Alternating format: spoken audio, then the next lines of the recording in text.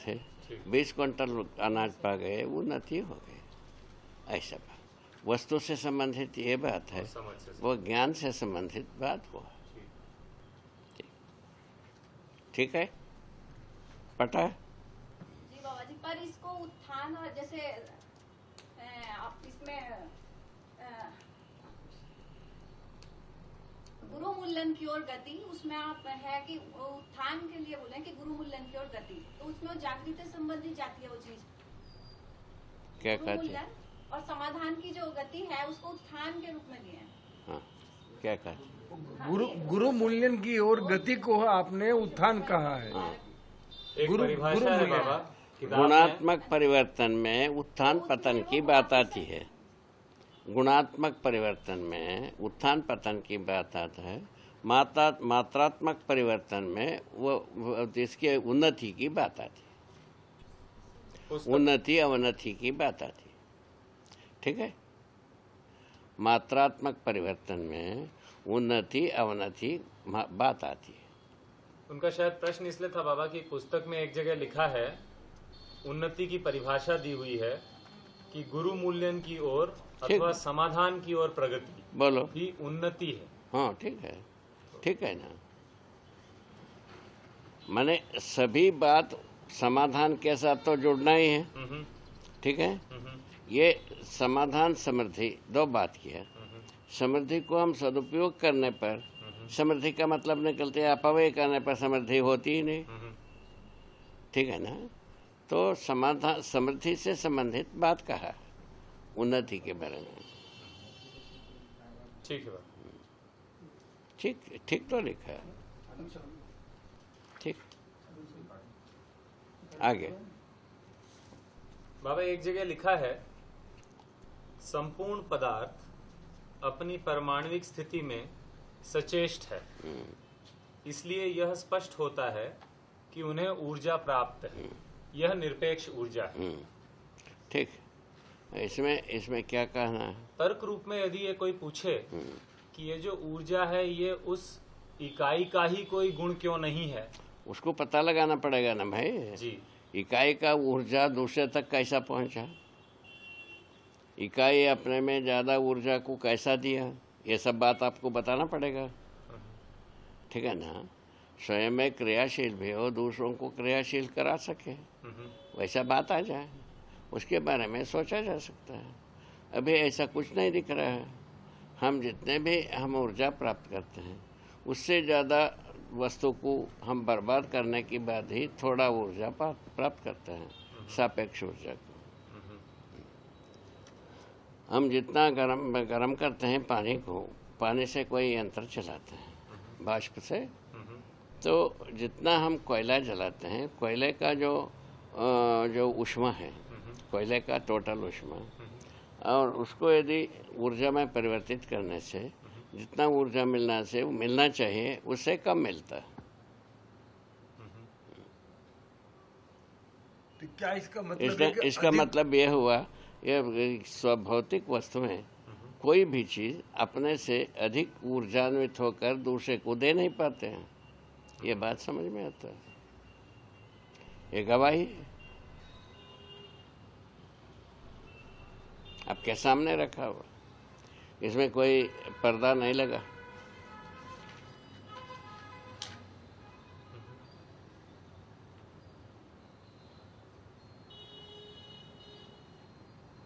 उससे क्या कल्याण होगा, मान लिया ऐसे, उससे क्या कल्याण करना चाहते हो? नहीं, कल्याण नहीं करना चाहता हूँ। हाँ, तो इससे मतलब क्या होगा? कोई उद्देश्य के बिना कुछ होगा? और उस कुछ भी बोलना बनता है फिर। उद्देश्य के बिना यदि बात करने के लिए इजाजत है, अपन कुछ भी बोल सकते हैं। नहीं, उद्देश्य के बिना की बात नहीं हो रही बाबा। एक चीज को हमने निरपेक्ष ऊर्जा कहा है। ठीक है, मेरे सापेक्ष कहना है। कई के लिए वो पहले बताओ ना भाई। निरपेक्ष ऊर्जा इसीलिए बता पेरनियल स्रोत। आप क्या कहना चाहते हो? मेरा ये प्रश्न है कि ये इकाई का ही कोई गुण नहीं हो सकता, ऐसा हम सिद्ध कर रहे हैं। ठीक है ना भाई, यदि आप ऐसा कहते हो, ये तो गवाही बता दिया। इकाई से जो कुछ भी निष्पन्न होकर के दूसरे को मिलता है वो जितना लूज करता है उससे कमे में मिलता है। ये तो बात बता दी है, वो तो ठीक है बाबा। हो गए।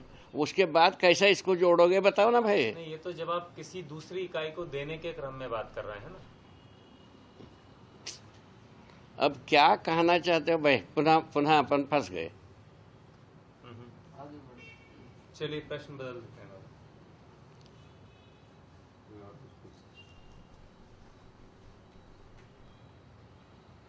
माने अभी जितने भी बात कह रहे हैं तो मनुष्य में आकर के, वस्तु में हो करके, जितना वो वस्तु है उससे ज़्यादा ताकत है। वो कहाँ से आया उसको बताए। ये ज्यादा ताकत किस रूप में कह रहे हैं बाबा? वो कितने भी यूज करता है उतना रहता है। ठीक है, वो बात ठीक है। ठीक है। जैसा एक परमाणु कितने भी 1000 वर्ष घूमा, उससे जो जितना फटिक होना था वो ना हो करके वो यथावत रहता ठीक है। बात। इसीलिए बताया पेरनेल स्रोत है। इतनी ही बात। ये कई को बताया। हम संसार को व्यवस्था के रूप में देखा, व्यवस्था के रूप में इसको व्यक्त करना जरूर माना कि भौतिकवादी के अनुसार अव्यवस्था को शुरू किया। तो ये वाला ने इसको माइकता को बताया। इन दोनों से तो कोई व्यवस्था बनने वाला नहीं वो है। तो ठीक है बाबा। और हम व्यवस्था के रूप में अस्तित्व को देखा, उसको हम प्रकट किया है। इसमें तकलीफ हो तो बताओ। नहीं, तकलीफ की बात नहीं बाबा। और क्या कर रहे हैं अपन अभी? तकलीफ नहीं हो तो बाबा, मूल चेष्टा क्या है उसे परिभाषा? मूल चेष्टा जो है ना, क्रियाशीलता। ऊर्जा संपन्नता का फलन में क्रियाशीलता लिखा है, उस पर ध्यान देने की जरूरत। ये मूल चेष्टा है। क्या क्रियाशीलता है श्रम गति परिणाम के रूप में व्याख्यायित। और श्रम का विश्राम, गति का गंतव्य, उस परिणाम का अमरत्व जो है ना, विकास और जागृति का मतलब। इतना तो कुल मिलाकर के मीनिंग ये है अस्तित्व का। अस्तित्व में जो कुछ भी क्रिया का मीनिंग है इतना ही। उसको अध्ययन करना है, जीना है। वहाँ पहुँचना है कि जीने की जगह में उसको तय करिए। नहीं पहुँचना है, अभी जो कर रहे हैं वो ठीक है। जीना है तो इसको अध्ययन करना पड़ेगा। इतना ही बात। बाबा, ये हर इकाई में होती है मूल चेष्टा कि सिर्फ परमाणु में? हाँ, परमाणु में। सिर्फ परमाणु ही है। तीनों क्रियाकलाप का मूल में लिखा है। माने जीवन क्रिया के मूल में भी परमाणु है, भौतिक क्रिया के मूल में भी परमाणु है, रासायनिक क्रिया के मूल में भी परमाणु है। तीन प्रजाति की क्रिया है अस्तित्व में। चौथे प्रजाति की कोई अस्तित्व में क्रिया नहीं है। भौतिक क्रिया, रासायनिक क्रिया, जीवन क्रिया, तीन क्रिया है। तीनों के मूल में परमाणु है। बता। तो जो धरती की गति है बाबा, उसको मूल चेष्टा नहीं कहेंगे, या कहेंगे इन सभी परमाणुओं की सम्मिलित मूल चेष्टा है? क्या कहेंगे? धरती का मूल चेष्टा कहो तो भी बुरा नहीं है, सम्मिलित चेष्टा कहोगे तो भी कोई तकलीफ नहीं। क्या तकलीफ है? नहीं, जो प्रश्न था कि केवल परमाणु में है या किसी भी इकाई में? बता तो दे। परमाणु ही सम्मिलित रूप में कार्य करता है ना रे। ठीक है बाबा। कई के लिए बोखा हो जाता है। ठीक ठीक। बोखा माने मूर्ख बंगाली में। यही बात है ना। बंगाली जानते हो? कहाँ चले गए साधु? बोखा माने मूर्ख है ना, है? हाँ, बात बताए। हाँ, वो जानता है बंगाली। ये कई को अपन कई के जा रहे हैं। उस मूर्खता का भी कोई मीनिंग बताया जाए, उसी को फॉलो किया जाए। क्या तकलीफ? हमको कोई तकलीफ नहीं।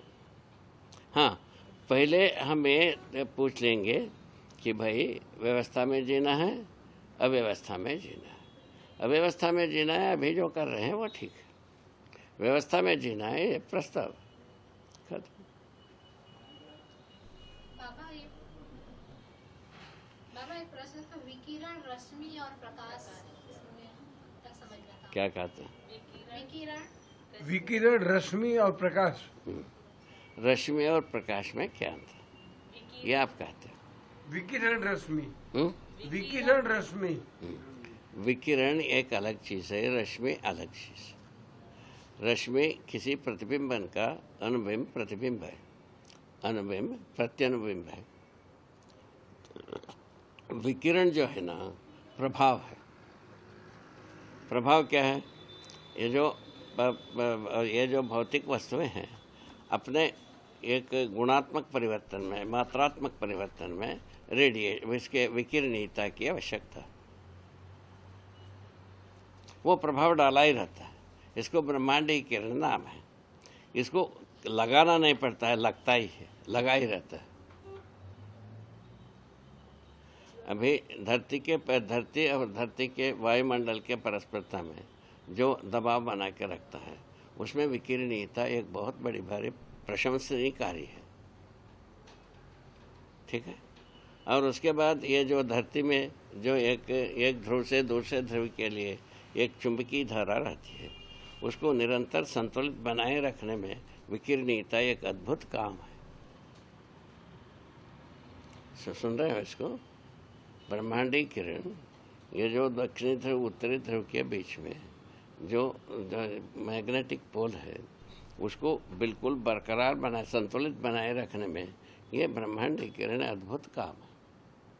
तीसरा, योगिक क्रिया के समय में वो ब्रह्मांडीय किरण अद्भुत काम करता है। इस ढंग से बहुत सारे जगह में ब्रह्मांडीय किरणों का अपना काम है, उसका नाम है विकिरण। ठीक है। और रश्मि, और क्या होता है उसके बाद प्रकाश, प्रकाश रश्मि, किरण, रश्मि। हाँ, किरण प्रकाश, किरण रश्मि प्रकाश। ये क्या है पूछा जाए? इसमें क्या है? इसमें हर प्रतिबिंब प्रतिबिंबित रहता है। पहला सिद्धांत, सभी ओर प्रतिबिंबित रहता है, अनंत कोणों में प्रतिबिंबित रहता है। ठीक है ना? हर प्रतिबिंब किसी न किसी अपारदर्शी वस्तु के ऊपर रहता है। हर प्रतिबिंब किसी अपारदर्शी वस्तु के ऊपर ही रुकता है। ठीक है ना? ये दो बात समझ में आता है। इस रुकने के क्रम में क्या होता है? जैसा सूर्य का बिंब, सूर्य का बिंब का प्रतिबिंब यह हर एक परमाणु के ऊपर आता है। उसका अनुबिंब बहु आयाम में फैल जाती है, प्रत्यनुबिंब और आयामों में फैल जाता है। इस प्रकार से सभी ओर चमक पैदा करता है। कोई समझे है? चमक किसका? सूर्य का। सूर्य का चमक सभी परमाणुओं के ऊपर कैसा दौड़ जाता है? इस विधि से दौड़ता है। सभी परमाणुओं के वो परमाणु चमकने लगते हैं। उसको आप क्या कहते हैं? कि प्रकाश। इसके पहले क्या था? जो प्रतिबिंब आया उसका नाम है किरण। प्रतिबिंब आया उसका नाम है किरण, है ना? उसके बाद जो है ना ये अनुबिंब प्रत्यनुबिंब में परिवर्तित हुआ, इसका नाम है रश्मि। वो रश्मि के बाद प्रकाश, ऐसा बना हुआ है। तीसरे स्टेज में प्रकाश। अभी यहाँ जो हो रहा है ये भी ऐसे ही है। पहले प्रतिबिंब इनमें अणुओं के ऊपर, उसके बाद उसका अनुबिंब प्रत्यनुबिंब विधि से ये सब चमक रहा है। ऐसा बनाए, विधि ऐसा है। पहले ये जो क्या है, ये जो दिख रहा है यहाँ से किरण, किरण के बाद रश्मि, रश्मि के बाद प्रकाश। बोलिए सब जगह में दिखता है। इसको अच्छे तरह से अपने को समझने की जरूरत है। हाँ, और आगे? तो ये किरण जो है ये ट्रैवल करता है क्या बाबा? ऐसा कुछ है? नहीं। किरण किसको किरण कहा बेटा? प्रतिबिंब को किरण कहा। ट्रैवल क्या करना? प्रतिबिंब रहता ही है। तो इनमें से कोई भी चीज ना लूज होता है ना गेन होता है। हमारा प्रतिबिंब आपको देखने को मिलता है, इससे मुझसे कोई चीज़ टूट करके कोई लॉस होता हो या कोई गेन होता हो, दोनों नहीं होता है। अभी वो लासेंट गेन के लिए जा करके सबका गला कट गए, प्रकाश में गति बता करके सबका गला को काट के रखा है। कोई आदमी ठीक से सोच नहीं पावे, वहां पहुंचा दिया। ठीक है, एक तो दवाई पिला करके पागल बनाते हैं, एक जो है ना पढ़ा करके पागल बनाते हैं। आदमी को टोटल 700 करोड़ आदमी को पढ़ा करके पागल बना दिया। उसके बाद क्या किया जाए? ये कहते हैं प्रकाश में गति होता है। प्रकाश जो है ना प्रतिबिंब है भैया, हर वस्तु प्रकाशमान है, इसमें काहे के लिए गति? गति होता है तो लेन देन होता ही है। अब उसके बाद कहा दूसरा नाम तरंग होता है। तरंग क्या होता है? वस्तु है या अवस्तु है, आज तक तय नहीं कर पाए। उसके बाद क्या बात, कितना बात करना शेष है? आज दिन तक तरंग अपने में वस्तु है, अवस्तु। अवस्तु है तो क्या, उसका उत्तर है ही नहीं है। अवस्तु को पहचाना ही नहीं गया। ठीक है ना, वस्तु जहाँ है वहाँ स्पेस कर्व होता है लिखा ना, क्या लिखा रहे उसका? आइंस्टाइन ने ऐसा लिखा। हाँ, ऐसा लिखा है। और लिख करके लिखा वो जहाँ पानी में पत्थर डालते हैं, जहाँ पत्थर वहाँ पानी नहीं है, जहाँ मट्टी वो कहाँ, वो उसको क्या बताते हो पूछा तो चुप हो गए। इतनी ही बात, आगे चलो। पत्थर जहाँ है वहाँ पानी नहीं है तो पता लगता है, मट्टी जहाँ है वहाँ पूछा तो चुप हो गया। इतनी ही बात। रुई जहाँ है वहाँ क्या है? वहाँ पानी हट गया नहीं, उसके बीच में है, ऐसा बताते हैं। बात वैसे कुछ सोचने की मुद्दा है। अब इन सब से रुई पानी में भीगने से जैसा होता है, मट्टी भीगने से जैसा होता है, उससे ज़्यादा पैनीपन से व्यापक वस्तु में सभी वस्तु भीगे हैं। मट्टी भी भीगा है, पत्थर भी भीगा है, मणि भी भीगा है, धातु भी भीगा है। ऐसा अपन प्रेजेंट किए। कई के लिए प्रेजेंट किए हैं तो हमने देखा है, नंबर 1। दूसरे व्यवस्था में है 2। व्यवस्था को बताने के लिए इसके अलावा कोई रास्ता नहीं। बात इतना। चलो आगे। भार से बाबा, भार आकर्षण से, आकर्षण परस्परता से, परस्परता लघुता। भार आकर्षण से, पहले उसको हजम करो। भार क्या है पूछा है ना। एक वस्तु बड़ा हो, एक वस्तु छोटा हो। ठीक है, बड़े वस्तु के अपेक्षा में छोटे वस्तु का भार समझ में आता है। पहले इसको समझो। क्या समझो? बड़े वस्तु के अपेक्षा में छोटे वस्तु का भार समझ में आता है। कैसा आता है पूछा? तराजू में रखने से आता है। बोले तराजू में रखने से ये एक वस्तु रखने से तो वो झुक जाता है, वो भार समझ, इसका नाम भार दिया। ठीक है ना। उसके बराबर कितने की बराबर में होगा उसको सोचने के लिए पहले गिनते थे 1 चावल का दाना, 2 चावल का दाना, 10 चावल का दाना, 1 गुंजा का दाना, राई का दाना, ऐसा सबका बताते रहे। उसके बदले में अपन क्या कर दिए है, 1 ग्राम है, 1 औंस है, 2 औंस है, इस प्रकार से शुरू किए। उसके बाद 1 ग्राम है, 2 ग्राम है, ऐसा शुरू किए। 1 तोला है, 2 तोला है, ऐसा शुरू किए। कई प्रकार से शुरू करके कई प्रकार से अभी कर ही रहे हैं। ठीक है, किंतु गिन लेते हैं इतना भार है, उसको अपन स्वीकारते हैं। ठीक है ना, भार को ऐसा स्वीकारते हैं। ये भार कहाँ से आ गए? बड़े वस्तु के साथ जो आकर्षण बल लगती है वो भार के रूप में गण्य होता है। चुंबकीय बल रहता है तो आकर्षण बल रहता है। ठीक है, तो इसमें इनको पढ़ाए हैं रेती में चुंबक, ये जो विद्युत धारा, विद्युत ग्राहिता नहीं है, ये पढ़ाए, इनको पढ़ाए हैं। तो विद्युत ग्राह्यता जिसमें नहीं है उसमें भार होना नहीं चाहिए, ऐसा होता भी है। आप कह रहे हैं कि आप ही सोचो ध्यान से।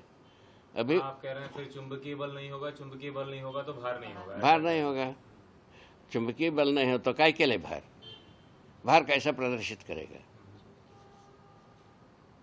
तो इसका मतलब आप कह रहे हैं हर पदार्थ में बेसिकली विद्युत ग्राह्यता है ही। बात है। इसीलिए अपन क्या कहें, सभी पदार्थ चुंबकीय बल संपन्न है। उसका आधार क्या बताया है? अणुबंधन भार बंधन के रूप में है। उसके पहले परमाणु अंशों का गठन के रूप में बताया है। ये सब चीज़ है इसके गठन भी एक भार के आधार पर ही बनता है ना।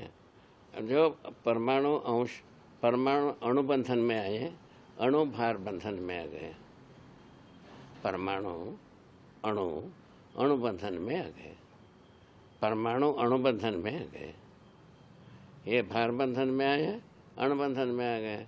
इन दोनों मिलकर के जो है ना अणुबंधन भार बंधन के साथ पूरा धरतीय रचना हो गई। हाँ, उसको हम बर्बाद करने में लगे हैं। इसको विज्ञान कहा जाता है। कालिदास विद्या हुआ कि नहीं हुआ पूछ रहे हैं, बात ऐसा। आगे और आगे। आकर्षण परस्परता से। हाँ, आकर्षण क्या चीज़ है? परस्परता में होता है। कोई दो वस्तु के बिना आकर्षण को पहचाना नहीं जा सकता, ठीक है। परस्परता होना ही है, ठीक है। परस्परता है गुरुता लघुता से, तो एक बड़ा होने से एक छोटा होने से या समान होने से परस्परता होती है, ये भी पता लगे। और उसके बाद लघुत्व एवं गुरुत्व। हाँ हाँ रचना एवं सापेक्ष ऊर्जाओं से। हाँ, लघुत्व और गुरुत्व जो है, बड़ा छोटा जो है, सापेक्ष ऊर्जाओं के रूप में हम पहचानते हैं। सापेक्ष ऊर्जा क्या चीज़ है पूछा? ध्वनि, चुंबकीयता, विद्युत, ठीक है ना। और उसके बाद वो ताप भी सापेक्ष ऊर्जा है, ध्वनि भी सापेक्ष ऊर्जा है, विद्युत भी सापेक्ष ऊर्जा है, चुंबकीयता शाश्वत ऊर्जा, ठीक है। ऐसा देखा गया। इसको चुंबकीयता को भी शाश्वत नहीं मानते। वो किस आधार पर? लोहे को पकड़ने के आधार पर। हम क्या कहते हैं? अणु बनता है, इसीलिए इसमें विद्युत है ही है, चुंबकीयता है ही, ऐसा हम कह रहे हैं। आप ही सोचो। अच्छा बाबा जी, रचना एवं सापेक्ष ऊर्जा क्रिया से। रचना एवं सापेक्ष ऊर्जा क्रिया से, क्रिया पदार्थ से और पदार्थ का ह्रास एवं विकास सापेक्ष ऊर्जा के सदुपयोग। ठहर रचना एवं सापेक्ष ऊर्जा क्रिया से। क्रिया से। और सापेक्ष ऊर्जा को हम कैसा पहचानते हैं? क्रिया से, है ना। और क्रिया बने सापेक्ष ऊर्जा और क्रिया पदार्थ से और पदार्थ का ह्रास एवं विकास से सापेक्ष ऊर्जा के सदुपयोग एवं दुरुपयोग से सापेक्ष ऊर्जा को सदुपयोग और दुरुपयोग विधि से हम पहचाने, है ना। तो जो जिसको दुरुपयोग करेगा उससे वह वंचित हो जाएगा, ये लिखा है, ठीक है। जैसा आप ही बता रहे हो, जैसा न्यूक्लियर अपना शक्ति को खो जाता है, न्यूक्लियर के रूप में रहता नहीं। बोखा हो गया कि नहीं? क्या हो गया? बोखा अपने स्वरूप को त्याग देता है ना, ये आप ही कह रहे हो। बोलो अब क्या किया जाए? जैसा एक बारूद में गंधक और कलमी सोडा होता है, इन दोनों को जब जला देते हैं उसमें गैस पैदा होता है, उससे पत्थर फूटता है, गोला फूटता है, जो कुछ भी होता है होने के पश्चात ना तो गंधक रह जाता है ना कलमिशोड़ा रह जाता है, दोनों विकृत हो जाते हैं। आप देखते ही हो। उसी प्रकार से यह जो परमाणु ऊर्जा भी अपने ऊर्जा को बहिर्गत करने के बाद वो परमाणु ऊर्जा के संपन्न रहना बनता नहीं। ऐसा रखा है और इसी को ये ऊर्जा के रूप में परिवर्तित होता है, यहाँ दिया। उसके बाद अभी उसमें कन्फ्यूजन हो गया EN3 IIT के अनुसार, जो देखिए कैसा बनता है, क्या क्या कहते हैं, क्या क्या आज कुछ कहते हैं, कल कुछ कहते हैं, जैसा भी कुछ कहें उसको सबको सुनना ही सुनना है। ठीक है, हम लोग एक दिन ईश्वरवादिता को ऐसे ही सुनते रहे। अभी निष्ठा से आप लोग ये इन बातों को, हुल्लड़बाजी को, फुहरपन को, झूठबाजी को, धोखाधड़ी को बड़ी अच्छे से ध्यान दे करके सुनते हो, वैसे ही हम लोग ईश्वरवादिता को भी सुनते रहे। इतने ही निष्ठा से सुनते रहे, कम से कम इससे ज़्यादा भी हो सकता है। वहाँ से मैं आया, हमारा यात्रा वहाँ से है।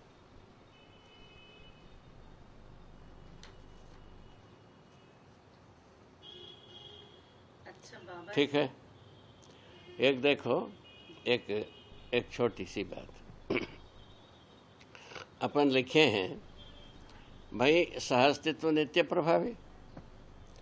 कहीं से भी यदि ठोस पदार्थ को तुम छोड़ोगे, वो ठोस पदार्थ के साथ ही अपना सहअस्तित्व को प्रमाणित करेगा, उसके पहले वो रुकने वाला नहीं है। ठीक है, पानी को कहीं से छोड़ोगे, वो पानी के साथ ही वो अपने सहअस्तित्व को प्रमाणित करेगा।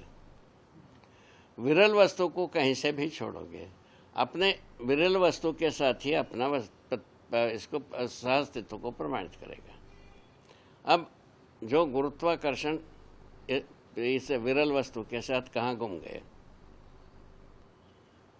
बात बता रहे हैं। अभी कोई एक्शन प्लान एक भी नहीं है इसमें। एक्शन प्लान सामने आएगा कल, तब देखना। ठीक है, अभी अपन केवल बात कर रहे हैं। ठीक है, सलाह मशवरा कर रहे हैं, शुद्ध बुद्धि से परामर्श कर रहे हैं। तीसरा बात ये है।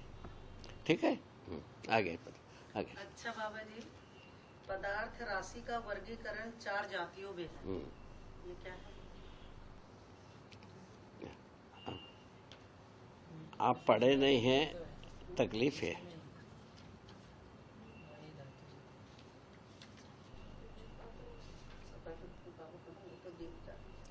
मृत पाषाण मणि धातु के रूप में है।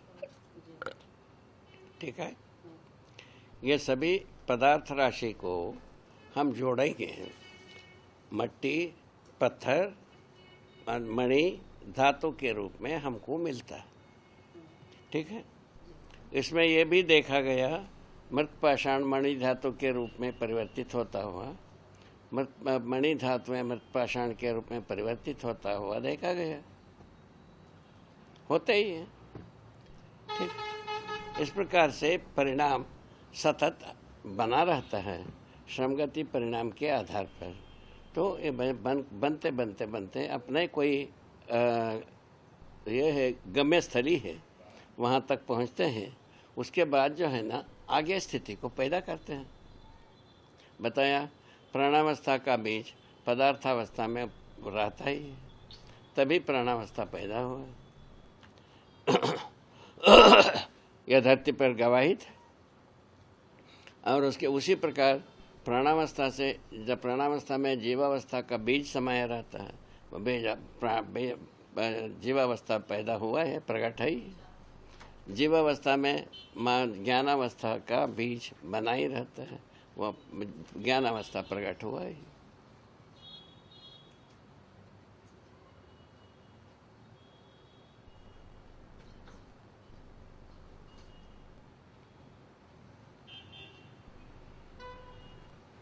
बाबा, एक सवाल है, यौगिक में रासायनिक तथा भौतिक दोनों परिणाम होते हैं, जबकि मिश्रण में केवल भौतिक परिणाम होते हैं। क्या बोले? स्पष्ट थोड़ा किया उदाहरण से। यौगिक में रासायनिक तथा भौतिक दोनों परिणाम होते हैं, जबकि मिश्रण में केवल भौतिक परिणाम नहीं, मिश्रण में केवल भौतिक परिणाम होते हैं और यौगिक में भौतिक रासायनिक परिणाम हो जाते हैं। ये लिखा, ठीक है ना। यौगिक में क्या चीज़ है? सहवास में, इसमें सहवास में क्या चीज़ है? मिश्रण को सहवास बताया, जैसा पानी और दूध, ये सहवास किए रहते, ये यौगिक नहीं हुए रहते, ठीक है। तो उसी प्रकार से कई चीज़ एक दूसरे के साथ रह सकते हैं, वो कभी भी परिणत नहीं हुए रहते। एक बात समझ में आता है। उसके बाद दूध को, पानी को जला दे और दूध मिल ही जाएगी, स्वाभाविक बात है ना। दूध और पानी मिला के रखा और पानी को जला दिया तो दूध मिलवे करेगा, ठीक है ना। इसी प्रकार से यदि हम सोचते हैं तो ये जलने वाला एक जलाने वाला वस्तु मिल करके पानी बन गया। पानी को जलाओगे तो फिर बाद में अब माने एक जलने वाला एक जलाने वाला मिल जाए, ऐसा होता नहीं। वो जलाओगे तो वाष्प में भी वैसे ही रहता है, पुनः वाष्प पानी ही बनता है, ठीक, ये बनता है। यदि इसको, इन दोनों वस्तु को अलग कर दिया, उसके बाद पानी रहेगा नहीं। पानी रहे, ये दोनों वस्तु अलग हो, ऐसा होता नहीं। होगा नहीं, दोनों वस्तु अलग होंगे तब तो नहीं रहेगा बाबा, वो तो है ही सामान्य बात इतने। तो उसके आधार पर जो ये जो यौगिक में, यौगिक का मतलब है दोनों प्रकार के आचरण त्याग करके, दो वस्तु कम से कम दोनों त्याग करके तीसरे प्रकार के आचरण में शुरू किया। सहवास का मतलब है साथ साथ में रहते हैं अपने अपने गुणों से, ठीक है ना। आगे तो बाबा सहवास में अपना आचरण नहीं त्यागते? कहाँ त्यागता है? दूध और पानी को मिला के रखोगे, पानी कब त्यागा रहता है अपना आचरण को? दूध कब त्यागा रहता है? यदि त्यागा होता तो पानी को जला देने से दूध काय को मिलता है? तो केवल मिश्रण को आप सहवास कह रहे हैं। हाँ, परंतु जो यौगिक को भी बाबा आजकल अलग तो कर देते हैं, उसको क्या कहेंगे? ठीक है ना, अलग करने के बाद यौगिक रहेगा नहीं ना रे, वो तो ठीक है बाबा। फिर क्या के लिए? नहीं, यहाँ पर एक परिभाषा ऐसी भी है सहवास की कि जिस योग के अनंतर विलगीकरण संभव हो, उसकी सहवास संज्ञा है। ठीक है, संभव हो। तो बाकी वो जो जितना सुगमता से ये विलगीकरण सुगम है, उतना सुगमता से विलगीकरण ना हो, वो ये है यौगिक है। जितना सुगमता से इसको दूध और पानी को अलग किया जा सकता है, पानी में जो जलने वाला जलाने वाले को अलग नहीं किया जा सकता। इसको कुछ विशेष प्रयत्न करना पड़ता है। नहीं, भौतिक क्रिया और रासायनिक क्रिया, ये दोनों में समझा। वही बताए ना भाई, दो वस्तु अपने आचरण को त्याग करके तीसरे आचरण में आ गया, इसे रसायन, ठीक है। ठीक है, दोनों एक साथ रहे, अपने अपने आचरण करते रहे। ये जो है ना, ये जो है, ये है सहवास, मिश्रण। भौतिक क्रिया किस चीज को कह रहे हैं? वही मिश्रण क्रिया को भौतिक क्रिया। ऐक्य क्या बोला है बाबा आपने? ये बोला है कि जिस योग के अनंतर विलगीकरण न हो, इसको ऐक्य बोला। ऐक्य, जो जैसा कि पानी में मिला दिया, पानी भी यौगिक है और दूसरा पानी भी यौगिक है। इन दोनों को मिला दिया, ये पहले मिलाया हुआ पानी बाद वाला पानी का अविलगीकरण नहीं होगा, बस। तो सजातीय वस्तुओं का ही ऐक्य है। सजातीय वस्तु हो वो तो वो माने वो भी यौगिक हो।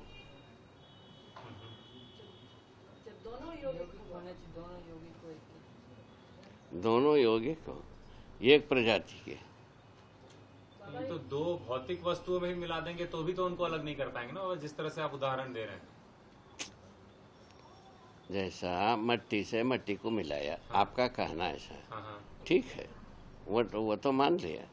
तो आपका है ना 1 किलो माने 2 किलो मट्टी को आप अलग कर सकते हैं। ये पानी अलग है, वो पानी अलग नहीं होता है। ये वो तो मट्टी में भी बना। हाँ, नहीं है। मट्टी में जो है, मट्टी में हम पहले से ही मात्रा से मिलाते हैं, मात्रा से पहचानते हैं, मिलाए हैं, मात्रा से हम मानते हैं, निकाले हैं। इसमें जो गुण संबंध संपन्न है, यौगिक वस्तु, पानी से मिलाना, ये दोनों में समान गुण है, वो समान मात्रा है। गुण और मात्रा में भिन्नता यही। मात्रा समान गुण वाला मिलने के बाद ये पहले गुण वाला मिलाया हुआ गुण वाला का अलग अलग दिखता है, मात्रा अलग अलग दिखता है। सामान्य है बात, सामान्य सिद्धांत है। गुण जो भौतिक वस्तु में कम है, गुण प्रधान नहीं है, मात्रा प्रधान है। गुण किस चीज को कह रहे हैं आप? वो जो उसका जो आचरण बनता है, ठीक है ना, जो दो वस्तु मिलकर के भिन्न आचरण बनता है, वो गुण है। ये मूल गुण से ही रहते हैं, इसमें रूप प्रधान हो जाते हैं, उसमें गुण प्रधान होते हैं, जीवों में स्वभाव प्रधान होते हैं, मानव में ज्ञान प्रधान। इतना ही बात। अच्छा, आगे चलो। ये भी तो लिखे हैं, सापेक्ष शक्तियों की गुण संज्ञाएं सम विषम मध्यस्थ के रूप में पहचान होती है, यही प्रभाव है। ये बढ़िया लगा दिया। बाबा यहाँ गुण ऐसे लिखे हैं, सापेक्ष शक्तियों की गुण संज्ञा है। हैं? सापेक्ष शक्तियों की गुण संज्ञा है, सम विषम मध्यस्थ के रूप में पहचान होती है, यही प्रभाव है। ठीक तो है। समविषम मध्यस्थ रूप में गुणों का संज्ञा है, गुणों को ऐसा पहचाना गया है। सम का मतलब है उद्भवकारी गुणों को अपन सम कहते हैं, विभवकारी गुणों को मध्यस्थ कहते हैं, प्रलयकारी गुणों को हम विषम कहते हैं। यह नाम दिया है, ठीक है ना। गुण का मतलब है सापेक्ष शक्तियाँ। शक्तियाँ जब प्रयोग होते हैं, किसी का उद्भव करेगा, किसी का विभव करेगा, किसी का प्रलय करेगा, कि कुछ भी ना करें ऐसा शक्ति का कुछ प्रयोग होते ही नहीं। ठीक है। मानव अपने शक्तियों का प्रयोग किया, इच्छा शक्तियों का एक माने विचार शक्तियों का प्रयोग किया, उससे जो होने वाले परिणाम आपके सामने आ चुका है। कुछ बात लगता है प्रलय की ओर जा रहा है, कुछ बात लग रहा है कि उसके उद्भव की ओर जा रहा है, कुछ बात कह रहा है कि विभव की ओर जा रहा है। लगता है प्रलय वाला ज़्यादा हो गया, तब अपन सोच रहे हैं बात है। ठीक है। बाबा जी कोष, चैतन्य इकाई और जड़ इकाई दोनों सब कोषों से बना हुआ है, जैसे प्राणमय, अन्नमय कोष, ये समझ में नहीं आता बाबा जी। क्या कहें? 5 कोशों की जो बात कही है आपने, उस पर कुछ स्पष्टता चाह रहे हैं। अभी वो आ गया प्रसंग।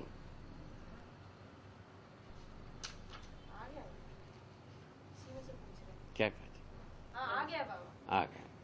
5 कोशों के बारे में अपन 2 विधा में प्रस्तुत किया। एक परमाणु में 5 कोशों की बात किया है, शरीर में रचना में 5 कोशों को बताया। ठीक है। परमाणु में कम से कम जो कार्य करता हुआ अंशों का जो परमाणु है, उसमें कम से कम दो कोश रहता है, प्राणमय कोश, अन्नमय कोश। अन्नमय कोश उसको नाम दिया, अंशों का घटता बढ़ता हुआ क्रिया को अन्नमय कोश नाम दिया। ठीक है, समझ में आता है। परमाणु ज़्यादा अंशों से होना, कम अंशों से होना, इसको अन्नमय कोश नाम दिया। ठीक है। तो सत्ता में संपृक्त है, सत्ता पारगामी है, वस्तु ऊर्जा संपन्न है, इसको प्राणमय कोश का। ठीक है। ये दोनों समझ में आता है कि नहीं? नहीं आता है? नहीं आता है बाबा। आता है ना। उसके बाद आता है प्राणावस्था है। प्राणावस्था आने के बाद क्या हो गए? उसमें जड़ हो गया, पत्ती हो गया, पत्ती से कुछ लेने वाली बात आ गई, जड़ से कुछ लेने वाली बात आ गई, उसमें चयन करने के गुण आ गए। जैसा धतूरे का झाड़, गन्ने का झाड़, दोनों को एक धरती पर डालते हैं। गन्ने का जड़ अपने ज़रूरत की चीज़ों को चयन करता है, धतूरे की जड़ अपने ज़रूरत की चीज़ों को चयन करता है। धतूरा खाने से आदमी मर जाता है और गन्ना खाने से आदमी जीवित रहता है। तो इतनी ही बात। इस ढंग से कथा भारत चालू हो गए। इसको अध्ययन करने से पता लगता है इनमें मनोमय कोश आरंभिक रूप में शुरू हो गए। वो मैंने वही बताया, पूर्वावस्था में, जीवावस्था के पूर्व में, प्राणावस्था में जो बीज रूप में जीवावस्था बना रहता है, कहाँ मनोमय कोश यहाँ से शुरू हो गए। वो जीवावस्था आ गए, उसमें जो है ना मनोमय कोश आशा के रूप में आ गए, जीने की आशा के रूप में आ गए, और संवेदनाओं को पहचानने के रूप में आ गए, 3 चीज स्वरूप में आ गए, पहाड़ जैसा बाढ़ आ गया। और उसके बाद मानव आ गया। मानव आ गया तो ये तो संवेदनाओं को पहचानता ही रहा, ठीक है ना। और उसके बाद जो संज्ञानीयता की बीज रहा, वो बीज होने के कारण से वो कल्पनाशीलता, कर्म स्वतंत्रता के साथ जीते जीते ज्ञान संपन्न होने की इच्छा रही। उसके बारे में अपन कुछ बात शोधे हैं, अनुसंधान किए हैं। उसमें यदि मानव के लिए ज़रूरत है, उपकार होगा, ऐसा प्रस्तुत किए हैं, ठीक है। इसमें किसी से कोई उधारबाड़ी नहीं। कोई उधारबाड़ी है? नहीं है। हरिहर